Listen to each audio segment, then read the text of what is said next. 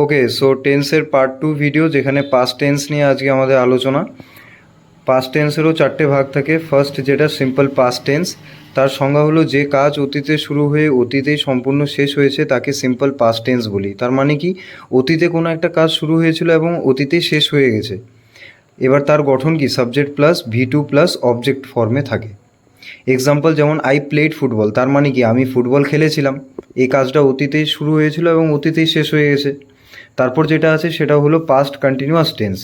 এর সংজ্ঞা, অতীতে কোনো নির্দিষ্ট সময়ে যে কাজ চলছিল তাকে পাস্ট কন্টিনিউয়াস টেন্স বলি আমরা। তার মানে পাস্ট কন্টিনিউয়াস টেন্স কি, অতীতে কোনো একটা জিনিস রানিং টাইম ধরে চলেছে, রানিং চলছিল তখন, সেটা বোঝাতে আমরা এই পাস্ট কন্টিনিউয়াস টেন্সকে ইউজ করি।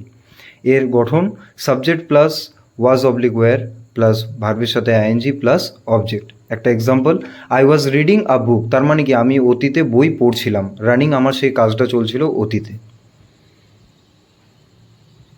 তারপর 3 নম্বর, পাস্ট পারফেক্ট টেন্স। অতীতে একটি কাজ অন্য একটি অতীতের কাজের আগে সম্পূর্ণ শেষ হয়ে গেলে সেই প্রথম কাজটি পাস্ট পারফেক্ট টেন্স হয়।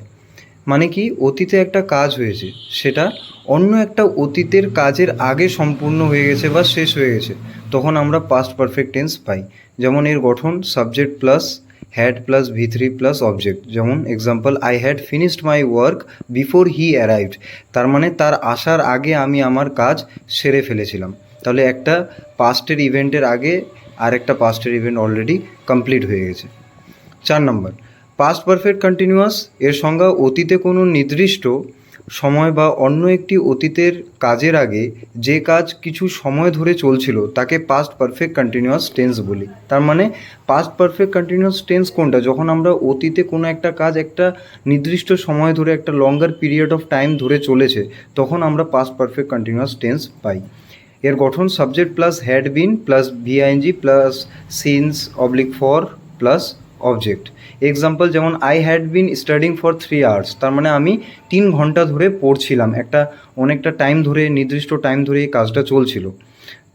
আর তার নিচে আমি এক্সাম্পল দিয়েছি I had been studying for 3 hours before dinner, মানে ডিনার সারার আগে আমি 3 ঘন্টা পড়াশোনা করেছিলাম। এই যে আমরা এখানে যে সংজ্ঞায় লিখেছি অন্য একটি অতীতের কাজের আগে, সেই ক্ষেত্রে এই কনটেক্সটে এই এক্সাম্পলটা রাখা হয়েছে। I hope past tense complete, এরপরে ফিউচার টেন্স আসবে।